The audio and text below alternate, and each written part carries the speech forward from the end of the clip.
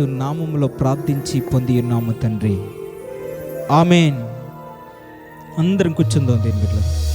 ఈ సమయాన్ని చెల్లికి అప్పగిస్తా ఉన్నాను.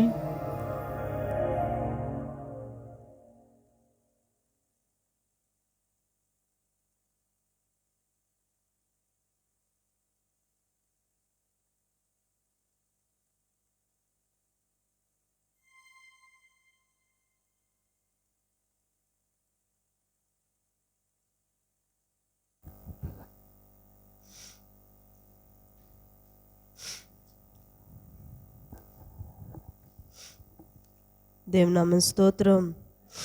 హల్లెలూయా. కీర్తన గ్రంథము 31 అధ్యాయము మొదటి వచనం నుండి కొన్ని వచనాలు మనం చదువుకుందాం. కీర్తన గ్రంథము 31 అధ్యాయము మొదటి వచనం నుండి మనం చదువుకుందాం.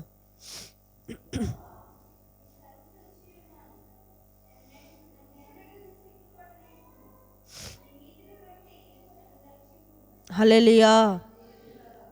చూడండి, మనల్ని ఎవరు రక్షించారు?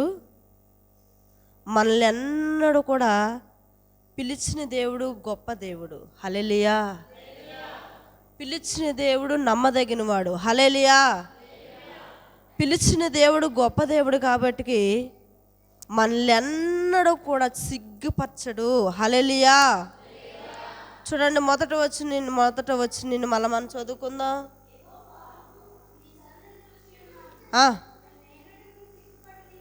హల్లెలూయా. చూడండి, మనల్ని ఎన్నడూ కూడా మన యేసుక్రీస్తు ప్రభువు మనము ఆయన ఎన్నుకున్న దేవుడు మనల్ని ఏ విషయంలో కూడా సిగ్గుపరచకంట, మనల్ని ఏ విషయంలో కూడా అవమానం పొందకంట మనల్ని నడిపిస్తాడని నీకు నాకు మనందరికీ కూడా వాగ్దానం చేస్తున్నాడు. నువ్వే పరిస్థితిలో ఉన్నా నువ్వు సిగ్గుకు పాలవు. హల్లెలూయా. నువ్వే స్థితిలో ఉన్నా నువ్వు అవమానాలకు పాలవు. హల్లెలూయా. ఆయన సిగ్గుపరిచే దేవుడు కాదు, నువ్వు నమ్ముకున్న దేవుడు గొప్ప దేవుడు. హల్లెలూయా. మళ్ళీ సిగ్గుకి అవమానానికి వదిలేసి ఆయన ఊరికే చూసేకుండా ఉండే దేవుడు కాదు. చూడండి, మనల్ని సిగ్గుకి త్రోవ తీయనివ్వడంట, సిగ్గుకి మనల్ని అప్పచెప్పడంట, సిగ్గుకి మనల్ని తీసుకెళ్ళాడంట. ఒకవేళ మనం కొన్ని పరిస్థితుల్లో చేయి దాటిపోయినా ఎవరు కూడా అటువైపు చూడవద్దు. సమయం అయిపోతుంది, వాక్యాలు మీకు అందుతున్నాయి, హృదయంలో దాచుకోండి. హల్లెలూయా. ముందు దినాలు మందిరాలు కూల్చివేస్తారని ఇలాగా బహిరంగంగా చెప్పడానికి మరి కుదరదని చెప్తున్నారు. మందిరంలోకి వచ్చిన కాండి సమయం అయ్యేదాకా దైవ సేవకులు వదలరు. ఇదేవరా బాధరా బాబు అని నష్టవారం మీరు రాకంట ఉండవద్దు ఏండి. వచ్చిన తర్వాత సమయం అయితేనే కానీ పంపిస్తారు. ఏదేదో చెప్తున్నారు, ఏదేదో చేస్తున్నారు. పిలిచిన దేవుడు మీకు మొదట చెప్పారు ఏమని? నేను పిలిచాను, మిమ్మల్ని నేను పిలిచాను, నిన్ను నేనేం చేశాను, నీ అంతటా నువ్వు రాలేదు, నేను పిలిస్తే నువ్వు వచ్చావు. హల్లెలూయా. మనంతటగా మనం మందిరంలోకి అడుగు పెట్టలేమండి. మనంతటగా మనము దేవుని మనం హత్తుకోలేము. మనమంతటా మనము దేవుని స్తుతించలేము. దేవుడు మనల్ని ప్రేమిస్తే తప్ప, దేవుడు మనల్ని హత్తుకుంటే తప్ప, దేవుడు మన మీద కృప ఉంచితే తప్ప దేవుని దగ్గరికి మనం రావడం అన్నది అసాధ్యం. హల్లెలూయా. అందుకే మొదటి వచనంలోనే ఏమని ఉంది, మళ్ళా చదువుకుందామా? మీరు ఒకరు చదివారు కాబట్టి ఎప్పుడు లేడీస్లోని చదువుతారు, ఇప్పుడు బాయ్స్లోని చదువుతారు. ఎవరు చదువుతారో చూస్తాను, ఎవరు ముందు ఎవరు చదువుతారో చూస్తాను. అందాకాగండి.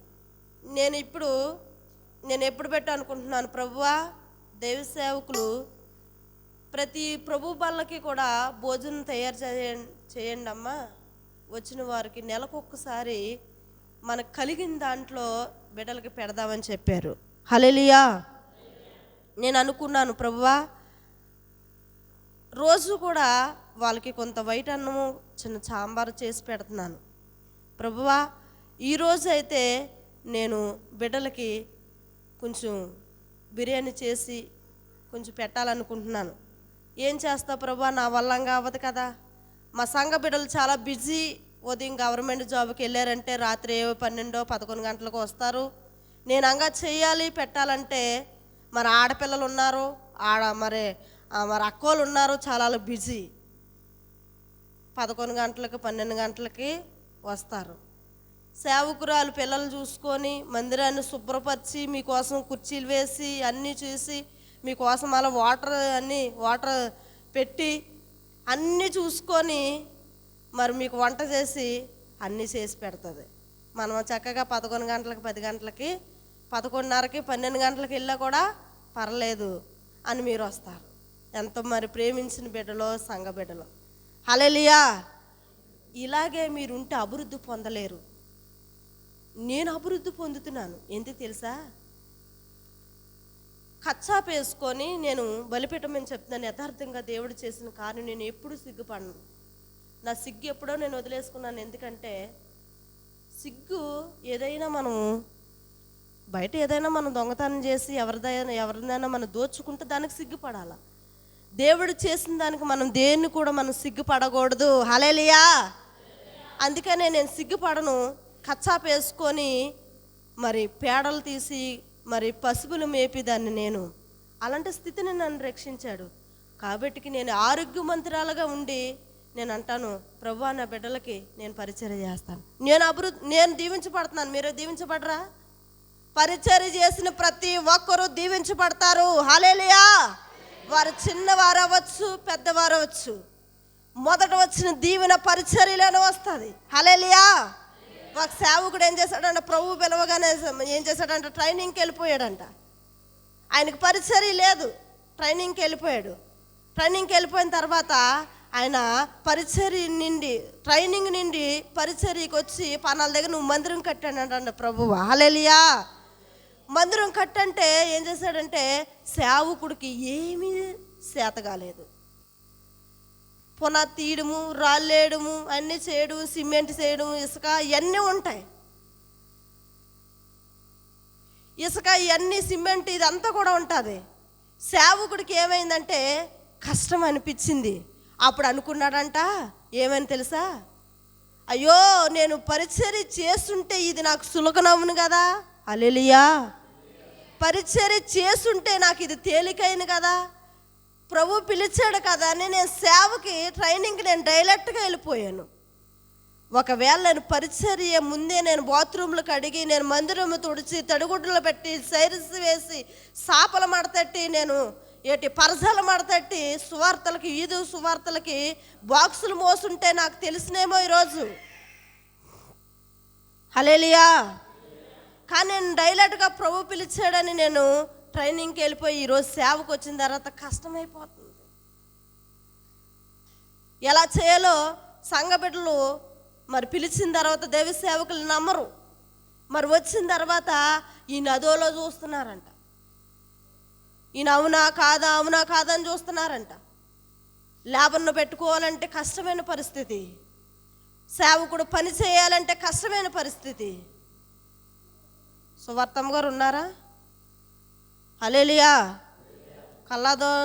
ఎవరినన్నా నమ్మొచ్చంట కానీ దీవెనని అంటారు కళ్ళద్దాలు పెట్టుకున్న వాళ్ళు నమ్మకూడదంట. ఎందుకంటే ఆ కళ్ళద్దాల్లో ఉండి పడుకుంటున్నారో తెలియదంట, తెరిచి చూస్తున్నారో కూడా తెలియదంట. హల్లెలూయా. హల్లెలూయా. చూడండి, ఆ వ్యక్తి పరిచర్య చేయకుండా రావడం వల్ల ఆయనకు చాలా కష్టమైపోయింది. మీరు కూడా అలా కష్టంగా ఉండొద్దు. దేవుడు పనిలో ముందుండండి. అది మొదటగా ఆ వేసిన ముందు ఉన్న అడుగు కాంచిన జీవితం చూడు. హల్లెలూయా. వేసిన మొదట అడుగు నుండి నీ స్థితిని చూడు, నీ పరిస్థితిని చూడు, నీ కుటుంబాన్ని చూడు, నీ బిడ్డను చూడు, నీ భర్తను చూడు, నీ అత్తమామని చూడు. అన్ని తారుమారులు అయిపోతాయి. నేను మొదట నమ్ముకున్న దినాల్లో స్టార్టింగ్ ప్రార్థన కన్నా ముందు నేనే మందిరాన్ని తుడిచి తడిగుడ్డ పెట్టి సైర్స్ వేసి, అప్పుడు సైర్స్ కూడా ఉండే కాదు, ఇలా కిందనే మట్టిలో. హల్లెలూయా. మట్టిలో కూర్చుండే వాళ్ళవి. దేవుడు ఆశక్తిని చూశాడు. పేళ్ళ తీసుకున్న నన్ను, గడ్డి కోసుకున్న నన్ను, పశువులు మేపుకున్న నోరులేని పశువులు మేపుకొని వాటితో టైంపాస్ చేసిన నన్ను ఈరోజు సింహాసనం నేను ఎక్కించాడు. హల్లెలూయా, హల్లెలూయా. ఏ నీతిని చూసండి, ఏ అర్హతను చూసి, ఏ మంచిని చూసి నన్ను ఎన్నుకున్నాడండి. ఏ అర్హతను చూసి, ఏ పరిశుద్ధిని చూసి నన్ను దేవుడు ఈ స్థలంలో సింహాసనంలో ఉంచాడు. పరిచర్యలో ఉన్న దీవెన, హల్లెలూయా, పరిచర్యలో ఉన్న ఆశీర్వాదం ఎక్కడికి పోదు. నీ బిడ్డలు పరిచర్య చేయనా పంపిస్తున్నావా? సండే స్కూల్కి పంపిస్తున్నావా? నీ అనకథలు వేసుకొని తిప్పుతున్నావా? సండే స్కూల్ పంపు.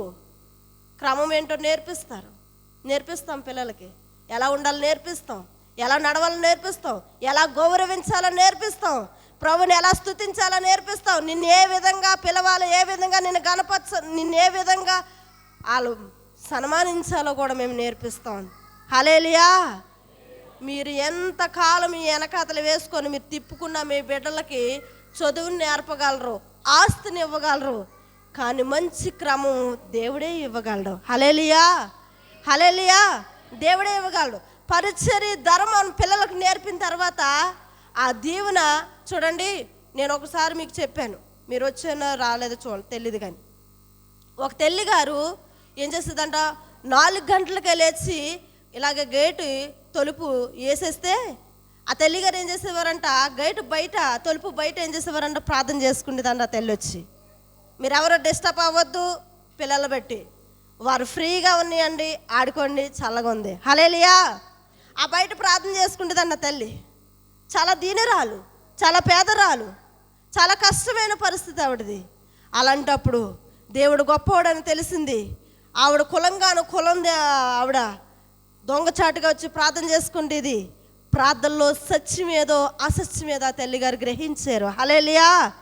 ప్రార్థన చేసుకున్న తల్లి కొన్ని దినాలు అయింది. పోషకారం కష్టమైన ఆ తల్లికి తన కూతురు లాయర్ అయిందంట, తన కుమారుడు ఇంజనీరింగ్ అయ్యారంట. హల్లెలూయా, హల్లెలూయా. ఎక్కడ దీవెన? బిడ్డలు గొప్పలు అయిపోవాలంటే గొప్పవారు ఊరికే అయిపోరు. నువ్వు గొప్పదారం అయిపోవాలంటే ఊరికే అయిపోరు.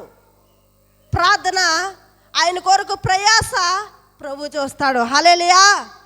నువ్వెంత ప్రయాసపడుతున్నావు ప్రభు కోసం, నువ్వెంత దేవుడికి స్థానం ఇస్తున్నావు, ఆ స్థానాన్ని బట్టే నీ బిడ్డలు గొప్పవాడు చేస్తాడు. హల్లెలూయా. నీ బిడ్డలు అభివృద్ధి పొందాలి, నీ బిడ్డలు దీవించబడాలి అంటే నువ్వు చేసిన పరిచర్య బిడ్డల మీదకి వస్తుంది. ఒకవేళ నీ బిడ్డలు చేయలేనికి ఇష్టం లేకపోయినా నువ్వు చేసిన దీవెన బిడ్డల మీదకి వస్తుంది. హల్లెలూయా. నేను పిల్లలు ఏం చేశారంటే వేరే దగ్గర నుండి వచ్చారు.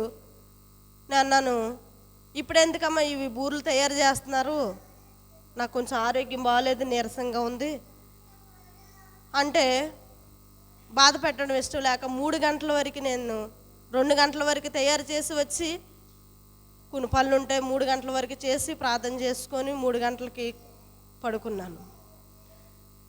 చూడండి, సేవకురాలకే కాదు, ఈ సేవకురాలు అనిపించుకోనాకి దీన పరిస్థితి చాలా మీకంటే నేను చాలా చాలా చిన్నదాన్ని, చాలా దీన స్థితిలో నేను పెరిగిన దాన్ని. ఈ సింహాసనాన్ని ఎక్కించిన కారణం ఏంటంటే పరిచర్య వల్లే. పరిచర్య వల్ల నాకున్న ప్రతీదీ కూడా, ఉన్న కొంచెమైనా నేను దేవ సేవకులకు పెట్టేదాన్ని. వాళ్ళ ఆకలితో ఉంటారని దేవుడు పిలిచిన వారికి పెట్టడం అన్నది ఒక ఆనందం. నాకు ఉన్నది ఏదవచ్చు నేను పెట్టేదాన్ని. పెట్టిన తర్వాత పరిచర్య మొత్తం ఇది దేవుడిది, మనుషులకని ఏ రోజు నేను చేయలేదు. 4 సంవత్సరాలు నేను పరిచర్య చేశాను. 4 సంవత్సరాల్లో కూడా ఇది దేవుడికి, ఇది మనుషులది అని నేను ఏ రోజు భావించలేదు. హల్లెలూయా. ఆ రోజు నేను 4 సంవత్సరాలు భావించకుండా చేశాను కాబట్టికే ఈరోజు 15 సంవత్సరాలు అవుతుంది నేను ప్రభువుని అంగీకరించి. 15వ సంవత్సరం 13వ సంవత్సరంలోనే దేవుడు నన్ను బలిపీఠాన్ని ఎక్కించారు, అభిషేకించారు. హల్లెలూయా. ఈ తెల్లటి వస్త్రాలు లేని దాన్ని, ప్యాంట్ ఒకటి, చున్నీ ఒకటి, జోళ్ళు ఒక కాలుకి ఆడవారిదైతే ఒక కాలుకి మగవారిది వేసుకునేదాన్ని. అలాంటి అండర్వారు కూడా సరిగా ఉండలేని దాన్ని నాకు ప్రభు ఈ వైట్ వస్త్రాలు ఇచ్చి మీ ముందు నిలబెట్టాడంటే నేను చెప్తున్నాను, ఇది దేవుడిచ్చిందని. హల్లెలూయా. ఇది దేవుడిచ్చిందని నేను చెప్తున్నాను. హల్లెలూయా. చూడండి, ప్రభువుని నమ్ముకున్న తర్వాత, నేను ఫస్ట్ ప్రభువుని నమ్ముకున్న తర్వాత అందరూ ఆపరేషన్ తీసుకున్నాక వైట్ వస్త్రాలు కావాలా, వైట్ వస్త్రాలు ఉండాలన్నా, నేను ఈ రోజుకి నాకు ఎన్ని సంవత్సరాలు అన్నది నేను మర్చిపోయాను. ఎందుకంటే నేను ఇప్పుడు పుట్టినరోజులు గట్టా చేసుకోలేదు. నాకు ఎప్పుడు నా తల్లిదండ్రి కేకులు గట్ట కోయలేదు, నాకు ఏమి లేదు. కానీ పుట్టిన దగ్గర నుండి కూడా నాకు ఇప్పటికి ఎన్నో సంవత్సరాలు వచ్చిందో కూడా నాకు తెలియదు. దేవుడు వాత్సల్యత నన్ను నడిపిస్తుంది. అందరూ అంటున్నారు వైట్ వస్త్రాలు వేసుకోవాలా రక్షణ పొందుకున్నప్పుడు, ఆపరేషన్ పొందుకున్నప్పుడు అంటున్నారు. నా తల్లి నన్ను షాపుకి తీసుకెళ్ళి, ఇదిగో అమ్మ నీకు ఏ డ్రెస్ కావాలి, ఇది చీర కావాలి, డ్రెస్ కావాలి, ఇది కావాలి, అది కావాలని నన్ను తీసుకెళ్ళి కొనిపెట్టింది. ఏ రోజు నా తల్లి నేను షాపుకి వెళ్ళిన రోజులు లేవు. హల్లెలూయా. నా తల్లి అంత నాతో స్నేహంగా ఏ రోజు కూడా లేదు. హల్లెలూయా. ప్రభు మాటతో చెప్తున్నాను, ఏ రోజు షాప్కి వెళ్ళి నీకు ఏ డ్రెస్ కావాలి, ఏ చీర కావాలి, ఏది కావాలి అని ఏ రోజు నన్ను అడిగేది లేదు. అప్పుడు అందరూ అంటున్నారు, ప్రభు వాళ్ళ రక్షణ తీసుకున్నప్పుడు వైట్ వస్త్రాలు కావాలని అడిగినప్పుడు నాకు వైట్ వస్త్రాలు లేవు. ఆయనకు ప్రార్థన చేసుకుంటున్నాను. ప్రభు ఏం చేశాడంటే, ఆయన వేసుకున్న వస్త్రాలు నాకు ధరింపచేసి నాకు కిరీటం పెట్టి, ఆ వైట్ వస్త్రాలు ఎప్పుడైతే నాకు ధరింపచేశారో కిరీటం పెట్టి నా చెయ్యి పట్టుకొని ఆయన ఏం చేస్తున్నారంటే ఊరేపిస్తున్నారు. హల్లెలూయా. ఊరేపిస్తున్నారు. చెయ్యి పట్టుకొని బట్టలు వేసుకున్న బట్టలు వేయించి కిరీటం పెట్టించి నన్ను ఊరేగిస్తుంటే నేను చాలా సంతోషించాను. నేను ఫస్ట్ నమ్ముకున్న దినంలోనే నా ప్రభు నన్ను దర్శించి ఆ వైట్ వస్త్రాలు నాకు ధరింపు చేశారు. హల్లెలూయా. హల్లెలూయా. నా తల్లి నన్ను తీసుకెళ్ళి, నా బిడ్డ నీకేం కావాలో తీసుకో, పుట్టిన రోజులైంది, అందుకే నేను సంతోషిస్తాను.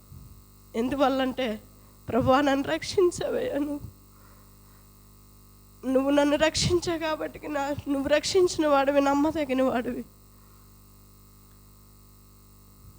ఆడదాన చెప్పు ఒకటి, మగవారు చెప్పు ఒకటి వేసుకున్న నా జీవితం, పసుపులతో ఉన్న నా జీవితాన్ని స్కూల్ ఎగ్గొట్టేసి, స్కూల్ కూడా సరిగా చదవకంట సార్ కొట్టారని స్కూల్ మానేసి నేను ఫ్రెండ్స్కి దూరంగా ఉంటున్నా. నా జీవితాన్ని ప్రభు ఎన్నుకొని, ప్రభు తీసుకొని, ప్రభు నన్ను రక్షించి నాకైన కుడభుజంగా నా భుజములో ఆయన వేసి నన్ను నడిపిస్తున్న దేవుడైన. హల్లెలూయా. హల్లెలూయా. ఎప్పటి వరకు నడిపిస్తారో తెలీదు. ప్రార్థన చేయండి. ఎప్పటి వరకు ఆయన నడిపిస్తారో అప్పటి వరకు నడవాలని ఆశపడుతున్నాను.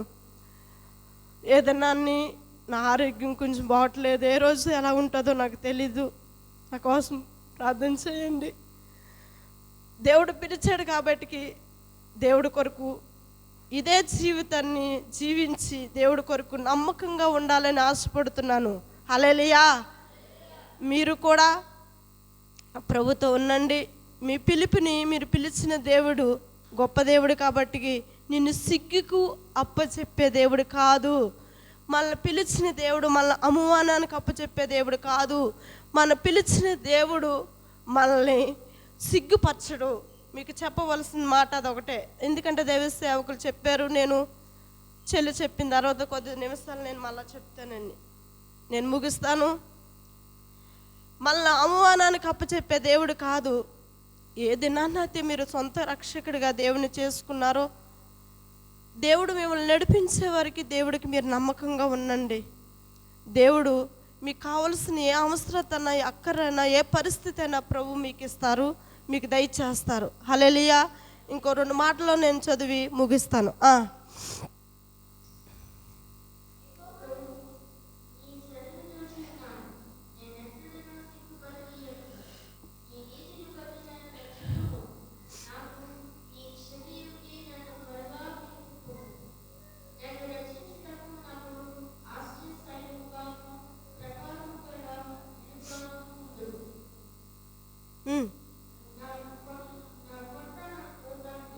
హల్లెలూయా. మన కొండ అయినే, మన కోట అయినే, మనల్ని రక్షించినాక ఆయన సమర్థుడు, రక్షించినాక ఆయన రక్షించడం వల్లనే. ఆయన భారం వస్తున్న సమస్త జనులారా నా వద్దకు మీరు రండి అని ప్రతి బిడ్డని పిలుస్తున్నాడు. అందుకనే పిలిచాడు కాబట్టి ఆయన దగ్గరకు మనం వచ్చాం, ఆయన స్థలంలో అడుగు పెట్టాం. నేను ఎన్నోసార్లు నన్ను ప్రభువా నీ దగ్గరికి నేను రానయ్యా, నీ దగ్గరికి నేను రానయ్యా, నీ దగ్గరికి నేను రానయ్యా అని నేను చాలా దూరం చాలా రోజులు పారిపోయాను. కానీ విజయవాడ నేను వెళ్ళి ఇష్టం లేకంటే విజయవాడ నేను వెళ్ళి క్రిస్మస్ ఆరాధనలో నేను పాలు పొందుకొని ఇందు భోజనం చేశాను ఇలా మందిరంలో. ఆ రోజు నన్ను రేపు పట్టుకున్నాడండి ప్రభు. హల్లెలూయా. ఎందుకో తెలియదు, నా మనసు అంతా ప్రభు వైపే, ప్రభువునే జ్ఞానించడం, ప్రభువే నాకు ఒక ఆధారంగా దేవుడు నన్ను చేశాడు. ఇష్టం లేని నాకు విజయవాడ తీసుకెళ్ళి ఇలా మందిరంలో ఇందు జరుగుతుంటే నన్ను పాల్గొను చేసి ఆ ఆహారం నన్ను తినేలా చేసి ఆయన ఆకర్షించే బిడ్డగా, ఆయన వైపు మళ్ళీ బిడ్డగా నన్ను చేశాడు. హల్లెలూయా, హల్లెలూయా. కాబట్టి పిలిచాడు. దేవుడికి ఇష్టమైన బిడ్డలుగా, ఇంకా బాధ పెట్టేవారిగా కాక దేవుడికి ఇష్టమైన బిడ్డలుగా, దేవుడు మీకు ఏది కావాలన్నా మీరు ప్రభుని అడగండి, దేవుడు మీకు ఇస్తాడు. ముఖ్యంగా పరిచర్య కూడా నేర్చుకోండి, పరిచర్యను కూడా చేయండి, మీ బిడ్డలను కూడా పరిచర్యకి పంపించండి, మీరు పరిచయకి రండి. ఈరోజు ప్రభు బల్ల కదా, ఈరోజు మందిరంలో ఇందు జరుగుతుంది, మీకు ఇంటి దగ్గర ఇందు లేదు కాబట్టి, వంట కార్యక్రమం ఇంటి దగ్గర మీకు లేదు కాబట్టి మీరు ఇంటి దగ్గర ఉండవలసిన పనే ఉందండి చెప్పండి. మీకు వంట చేసే కార్యక్రమం ఇంటి దగ్గర లేదు. దేవుడు సేవకులు నిర్మించిన ఆ డేట్ అంటే ఈ నెలకు ఒకసారి ప్రభు బల రోజు మీకు ఇందుని ఏర్పాటు చేసినప్పుడు మీరు ఇంటి దగ్గర ఉండడం ఎందుకు? ఇలా ఆసక్తి లేని వారుగా ఇన్ని వాక్యాలు ఇన్ని మాటలు ఆసక్తి లేని వారు ఎందుకు ఉంటున్నారు? ఎందుకు మీరు ఇలాగ ఉండడం? నాకు ఆకులో భోజనం అన్న చాలా ఇష్టం, చాలా ఇష్టం. ఏంటో తెలీదు. ఒక అంటు పండు పెట్టి సాంబార్ వేసాను. ఆ రోజుల్లో అదే పెట్టేవారు. నేను ప్రభుని నమ్ముకున్న కొత్తలో, ప్రభుని నమ్ముకోలేని కొత్తలో, చిన్న వయసులో నన్ను బలవంతంగా ఒక అక్క చర్చి తీసుకెళ్ళి ప్రార్థనకి వెళ్ళంటనే నేను పడుకోడిపోతే భోజనం టైంలో అక్కలు ఎగ్గొట్టి అప్పడము ఆ రోజులో అంటుపండు సాంబార్ అంటే ఇప్పుడు ఈరోజు ఆ రోజులో చారు అదే ఇలివైంది, ముదిరింగా తినేవారు. వెళ్ళి పడుకోడిపోయేదాన్ని వెళ్ళంటనే లెగ్గొట్టి ప్రార్థన అయిపోయింది లేగమ్మా నా సాంబార్ అన్నం ఆ చారు అన్నము. ఈరోజు బిర్యానీ వచ్చాయి, చేపల ఫ్రైలు, చికెన్ ఫ్రైలు వచ్చాయి. ఆ రోజు సాంబారే మధురం. హల్లెలూయా. అది దేవుడు పెట్టిన ఆహారం, ఇది దేవుడు మందిరంలో పెట్టిన ఆహారం అని నిర్ణయించేవారు. ఈరోజు ఇంటి దగ్గర తింటున్నాములే, మందిరంలో కూడా అదే పెట్టారులే అనుకుంటాం ఏంటి. ఇందు ఏంటి కానాలు విందులో రాక్షారసం అయిపోయిన తర్వాత దేవుడు ఏం చేశాడు? నీళ్ళని రాక్షారసంగా మార్చాడు. 5 రొట్టెలు 2 చేపలు అయిపోతే ఆకాశం ఎత్తి ప్రార్థన చేస్తే 5,000 మంది తినగా ఇంకా 12 గంపలు మిగిలిపోయాయి. హల్లెలూయా. దేవుడు మందిరంలో తిన్న ఆహారం, దేవుడు మందిరంలోది అదొక ప్రత్యేకమైంది. నీ ఇంటి దాని దానిలా భావించుకో, నీ ఇంటి దాని దానిలాగా తినకూడదు అని అనుకోకు. మందిరంలో పెట్టింది ఏదైనా నువ్వు తిని, నీకు ఆరోగ్యమే. హల్లెలూయా. అది సమృద్ధమైన ఆరోగ్యం. హల్లెలూయా. కలిసి ఉండండి, మాతో కలిసి ఉండండి. మీరు ఇంతమంది ఉన్నారు, ఒక్కరు వచ్చారా? ఈరోజే కాదు, నేను ప్రతి నెల నుండి చూస్తున్నాను.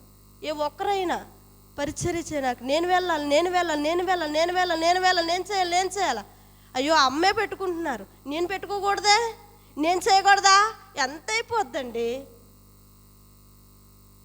నేను ఇచ్చిన దైవ సేవకులు రక్షించిన దినాల్లో ఆ సేవకులకి ఆ చేతికి ఎంత ఇచ్చారో ఏ రోజు కూడా ఆయన లెక్క పెట్టుకోలేదు. అందుకే ఈరోజు ఆ సింహాసనాన్ని దేవుడు మరణాన్ని దగ్గరికి వెళ్ళిపోయిన ప్రాణాన్ని మళ్ళీ భూమి మీద ఉంచాడు అయింది. హల్లెలూయా. మరణం దగ్గరికి వెళ్ళిపోయిన ప్రాణం అలా వచ్చిందంటే ఏదో గొప్ప వాళ్ళ కాదు. నీ క్రియలు, నీ నీతిని క్రియలను బట్టి, నీ ప్రవర్తన, నీ క్రియను బట్టి దేవుడు ఏం చేస్తాడంటే నడిపిస్తాడు. హల్లెలూయా. నువ్వు ఏదో చేసేస్తా కదా నీ క్రియ. చూడండి, ఒక మాట ఉంటుంది ఏంటంటే,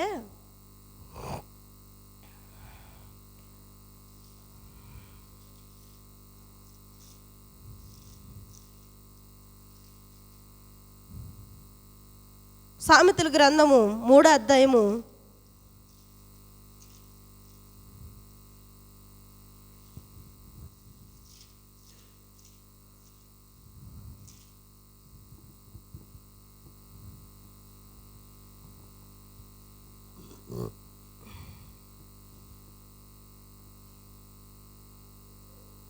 4వ వచనం చదువుకుందాం.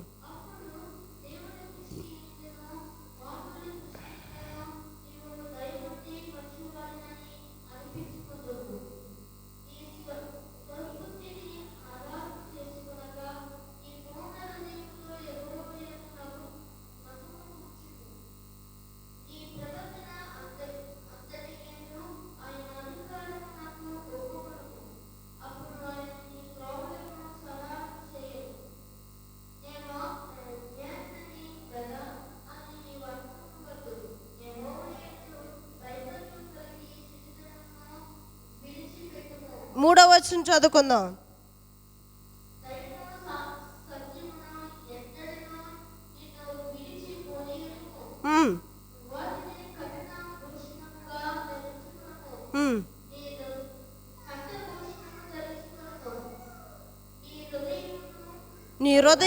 నీ హృదయమైన పలక మీద దేని రాసుకున్నాము. చూడండి, ఫస్ట్ వచనంలో ఉంటుంది ఏమనంటే, ఫస్ట్ వచనం,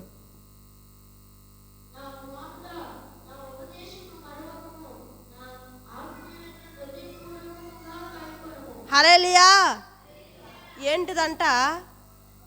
3వ వచనంలో, 3వ అధ్యాయం 1వ వచనంలో ఉంది, యెహోవా నా కుమారుడా నా ఉపదేశాన్ని నువ్వేం చేయి, వినుము. నానా పప్ప పెట్టొద్దా, నీకు కావాలా వద్దా? ఒక్కొక్కటి ఉంటే బూరు పెడతాను, కొద్దిసేపు ఉండు. హల్లెలూయా. చూడండి,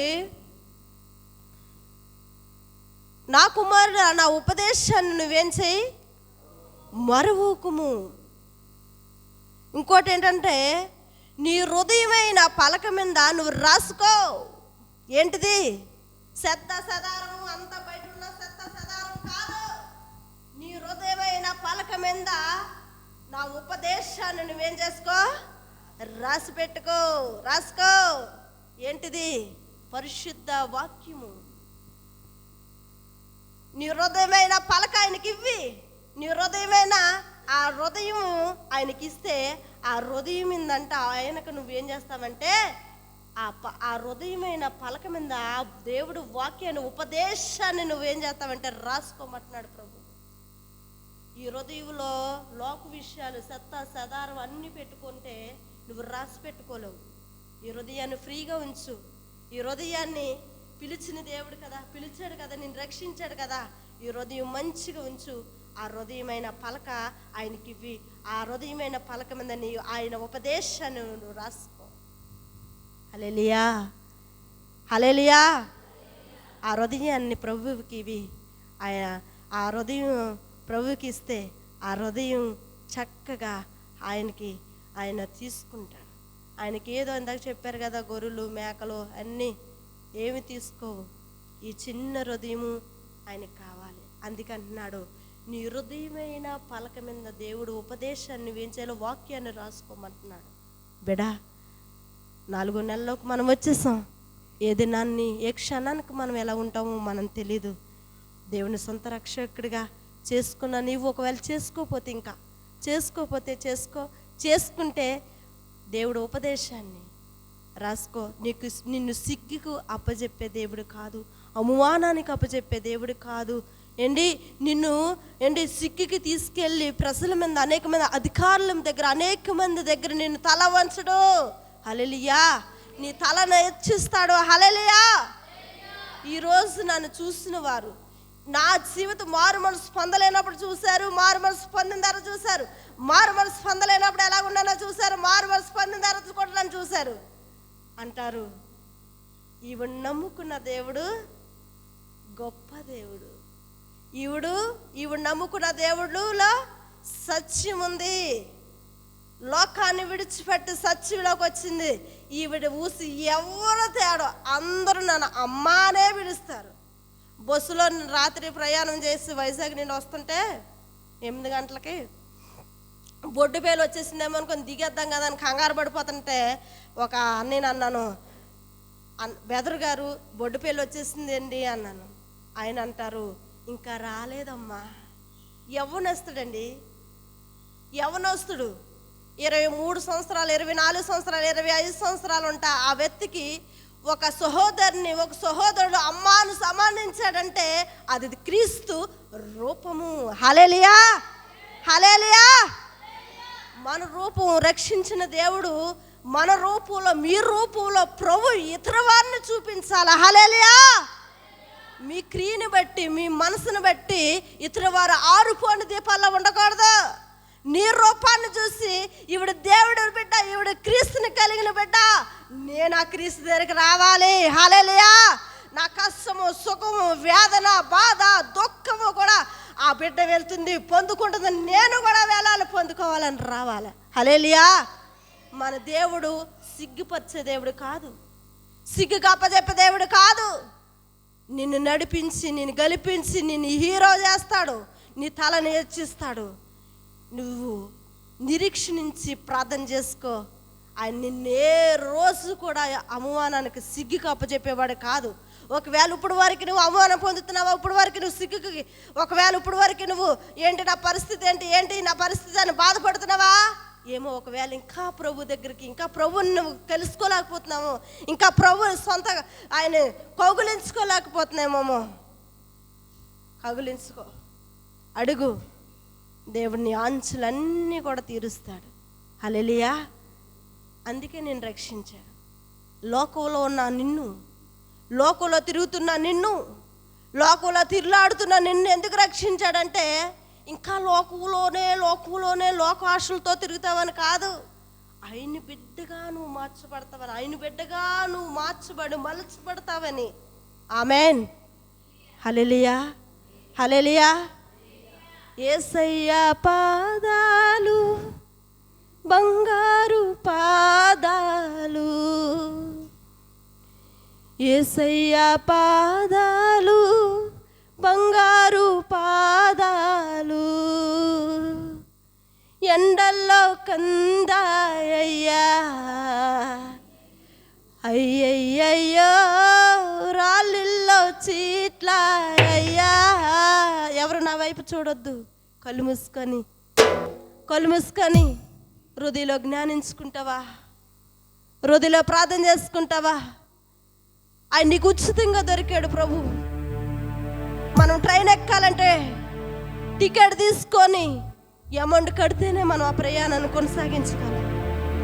ఒక ఆటో ఎక్కాలంటే మనం డబ్బులు ఇస్తేనే ఆయన తీసుకెళ్ళి మనం దిగవలసిన ప్లేస్కి దింపుతాడు.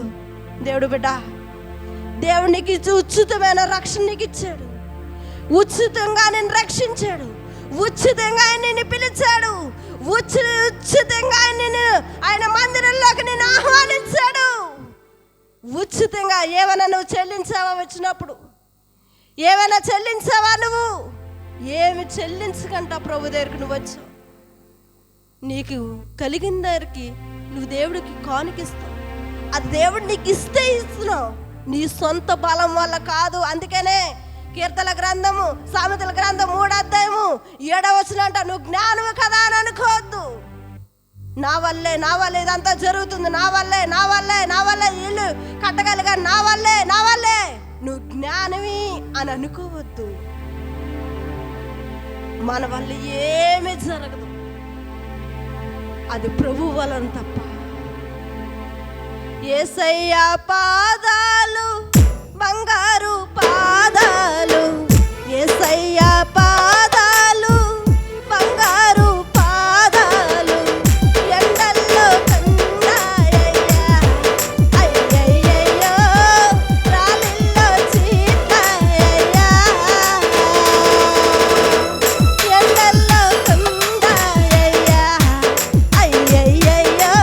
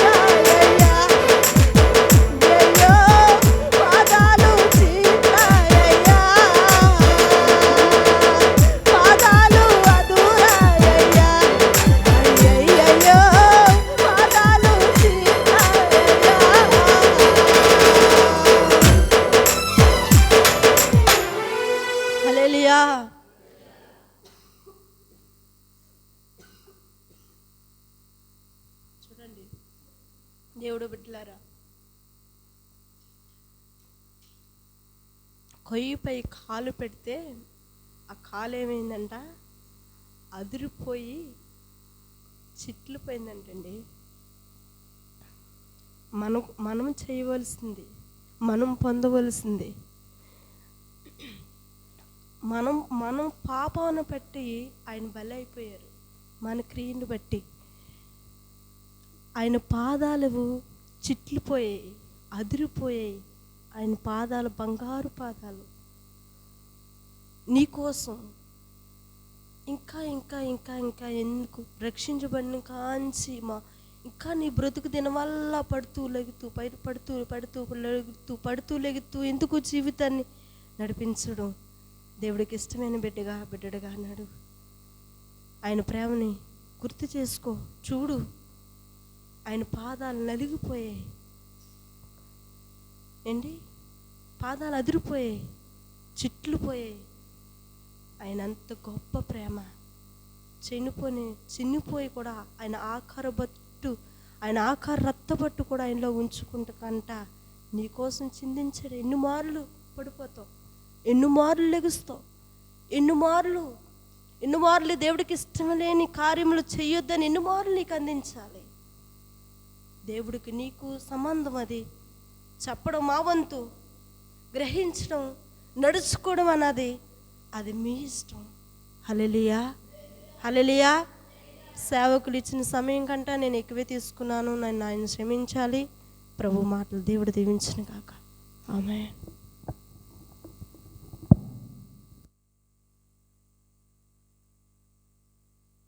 దేవునికి స్తోత్రం కలుగును గాక.